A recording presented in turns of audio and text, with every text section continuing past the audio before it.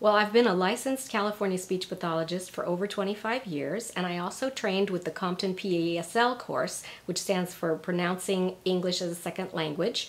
And I've also been working doing accent reduction for over 6 years, and have developed some of my own materials as well.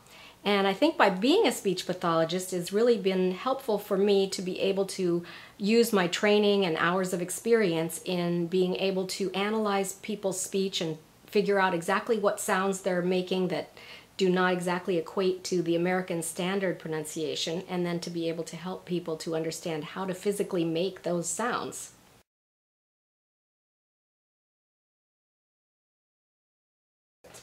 Well, most of my clients come from all different parts of the world and are already able to speak English fluently, but with a strong accent.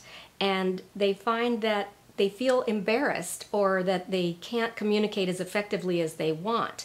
And this is holding them back in terms of getting a job or having better social relationships, sometimes in terms of getting a promotion at work.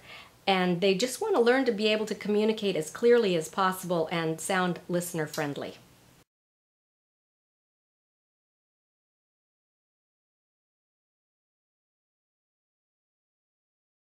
Absolutely not. The same principles apply for teaching accent reduction no matter what country you're from or no matter what language you speak. And as far as age goes, I feel that you can learn something new at any age. And if you've already learned how to speak English, you can also learn how to speak it better.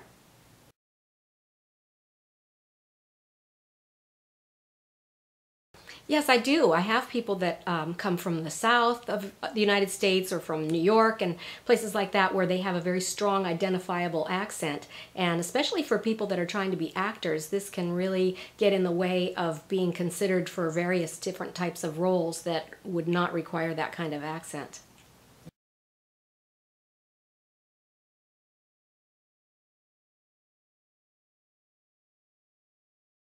Yeah, that's a great question because I definitely do see that many people from other countries have problems with the TH sound because it simply doesn't exist in their language. So when I say that, I mean the th sound, as in the word thumb, gets mispronounced as an F, thumb, or as a T, tum, or sometimes as an S, sum.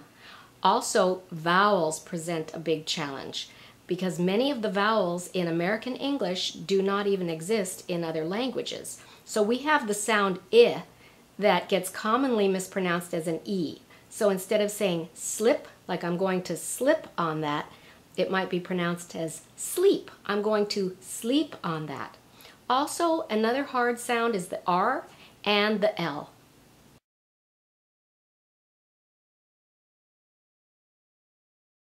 Many companies will cover the cost of training their employees to improve their communication skills, especially when they have to deal with people on the phones or making presentations or dealing with people in person.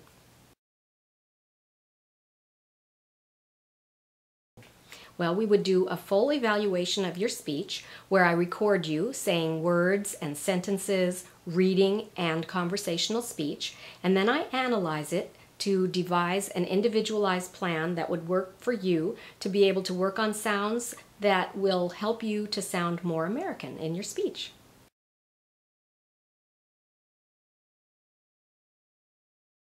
Well, at the first lesson, I share the results of the evaluation so that you can find out exactly what sounds we're going to be working on. And then the first step would be to help you to hear the difference between the way that you are making the sound and the way that standard American English is pronounced. And then from there, I teach you how to make the sound, and you learn how to make it by itself, and then in words, and then in sentences. And then from there, I give you homework each lesson, and you take that and you practice it at home. All the classes last for about an hour, and we meet once a week for about 13 weeks. Yes, with the class, we have materials. We have this book that is by the Compton Company, and it's Pronouncing English as a Second Language. And with the book also comes this CD-ROM that you play on your computer, and then you have the headset with the microphone, and you can do all your practicing at home on your own computer.